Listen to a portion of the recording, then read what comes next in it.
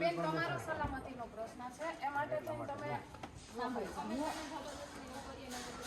જબરજસ્તી હું નહીં, હું તમને રિક્વેસ્ટ જ કરું છું. અમે પણ તમને રિક્વેસ્ટ જ કરીએ છીએ બેન કે મને જવા દો. મારે અમદાવાદ જવું છે. મારા ભાઈઓ ખેડૂત માટે અમે બધા ઉપવાસ આંદોલન જે કરીએ છીએ, અમે એક જગ્યાએ બેસી અને ઉપવાસ આંદોલન અમારે ચાલુ રાખવું છે.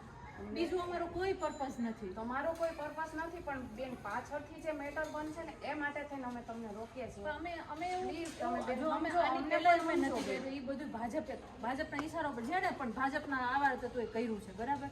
અમે તમને દોષ નથી આપતા. અમે એમ કહીએ છીએ કે ભાઈ અમને અત્યારે તમે અહીંયા શાંતિથી અમારે હારે વાત કરો છો, અમે તમને રિસ્પેક્ટ આપીએ છીએ, ના નથી કહેતા, પણ અમને જવા દો, જેથી કરીને અમે ત્યાં સમૂહમાં બેસી અને અમારા ખેડૂતની માંગણી અમે પૂરી કરી શકીએ.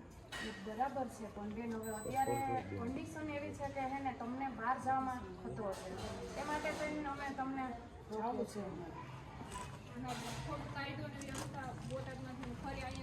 એવું બને અને પછી પરિસ્થિતિ વધારે બગડે એના કરતા તમે સમજો બેન અમારી કન્ડિશન તમે કોઈ સંજોગોમાં જવા જ નહીં, નહીં. શક્ય નથી બેન. એનાથી કાયદો વ્યવસ્થાનો પ્રશ્ન થાય. તમે પણ સમજો, તમે પણ કાયદો અમે વ્યવસ્થા કાલે પાછા આવી જાશું. અમે ના નથી બેન, પાડતા. કાલે શું પરિસ્થિતિ બનશે એ ક્યાં કોઈને ખબર છે. તો આપણે નિરાતની જ વાત થઈ પણ હું એ જ કહું છું બેન, હું ખાલી સિમ્પલ કહું છું કે અમારે ખેડૂતોનો અવાજ બનવું છે. અમને ખેડૂતનો અવાજ અમે કંઈ કોઈને કંઈ નથી કહેવાના. તમે તો એટલા પ્રતિભાશાળી બેન કે ખેડૂતનો અવાજ કેટલી બધી રીતે બની શકો છો.